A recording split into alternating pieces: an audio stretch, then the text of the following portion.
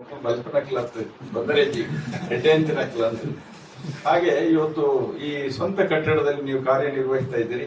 ಇವತ್ತು ಬಹುಶಃ 12 ವರ್ಷಗಳಲ್ಲಿ ಬೆಳವಣಿಗೆ, ದೊಡ್ಡ ಬೆಳವಣಿಗೆ ಅಂತ ನಾನು ಹೇಳಲಿಕ್ಕಿಲ್ಲ. ಯಾಕಂತ ಹೇಳಿದ್ರೆ 12 ವರ್ಷದಲ್ಲಿ ಇವತ್ತೊಂದು 6 ಬ್ರಾಂಚ್ 5 ಬ್ರಾಂಚ್ ಆದ್ರೂ ಮಾಡಬೇಕಿತ್ತು ಈ ಉತ್ಸಾಹದಿಂದ. ಆದ್ರೆ ಮುಂದೆ ಈ ಹೊಸ ಕಟ್ಟಡ ಆದಂತ ಈ ಒಂದು ಸಂಕೇತ ಮುಂದಿನ ದಿನಗಳಲ್ಲಿ ಇನ್ನು ಒಳ್ಳೆ ಶಕುನ ಬಂದಾಗ ಅದರ ಅರ್ಥ ಏನಂತ ಹೇಳಿದ್ರೆ ಮುಂದೆ ಬೆಳೀತದೆ, ಒಳ್ಳೇದಾಗ್ತದೆ ಅಂತ ಹೇಳುವಂಥದ್ದು. ಇವತ್ತು ದೀಪ ಹೊತ್ತಿದಾಗ, ದೀಪ ಬೆಳಗಿಸಿದಾಗ ದೀಪ ಬಹಳ ಗದವಾಗಿ 5 ಬತ್ತಿ ಕೂಡ ಇವತ್ತು ಪ್ರಜ್ವಲಿಸ್ತಾ ಇದೆ, ಬಹಳ ವಿಶೇಷವಾಗಿ ಪ್ರಜ್ವಲಿಸಿದೆ. ಅದರಿಂದಾಗಿ ಮುಂದೆ ಈ ಸಂಘಟನೆ, ಈ ಸಹಕಾರಿ ಸಂಘ ಬೆಳೆದು ಹೆಚ್ಚಿನ ಶಾಖೆಗಳನ್ನು ಬೆಳೆಸಿ ಗ್ರಾಮೀಣ ಪ್ರದೇಶದಲ್ಲಿ ಹೆಚ್ಚಿನ ಸೇವೆಯನ್ನು ಕೊಡುವಂತ ಯೋಗ ಭಾಗ್ಯ ಪಂಚಶಕ್ತಿ ಸಹಕಾರಿ ಸಂಘಕ್ಕೆ ಬರಲಿ ಅಂತ ಹೇಳಿ ಈ ಸಂದರ್ಭದಲ್ಲಿ ಶುಭವನ್ನು ಹಾರೈಸ್ತಾ ನನ್ನ ಮಾತನ್ನು